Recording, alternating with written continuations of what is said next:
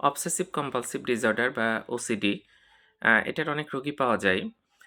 তো ওসিডিতে কি ফিচার থাকে সেটা নিয়ে একটু বলি। তাহলে আপনারা বুঝতে পারবেন এবং ডাক্তারের কাছে বিশেষ করে মানসিক রোগ বিশেষজ্ঞের কাছে যেতে হবে। এই চিকিৎসাটা তারা সবচেয়ে ভালো করতে পারেন। অন্য ডাক্তার দেখিয়ে খুব ভালো সমাধান পাবেন না। তো যাই হোক কিছু থাকে যে চিন্তা সেটা সে দূর করতে পারে না। এমন একটা চিন্তা আসে যে চিন্তার থেকে সে বের হতে পারে না। আর যে কাজগুলো করে দেখা যাচ্ছে বাথরুমে যাচ্ছে, বারবার হাত পরিষ্কার করছে। কোনো ময়লা লাগলে সাথে, সাথে গিয়ে কয়েকবার হাত পরিষ্কার করছে। বাসা থেকে বের হচ্ছে কিন্তু বারবার তালা চেক করছে। এরকম কিন্তু বিভিন্ন লক্ষণ দেখা যায়।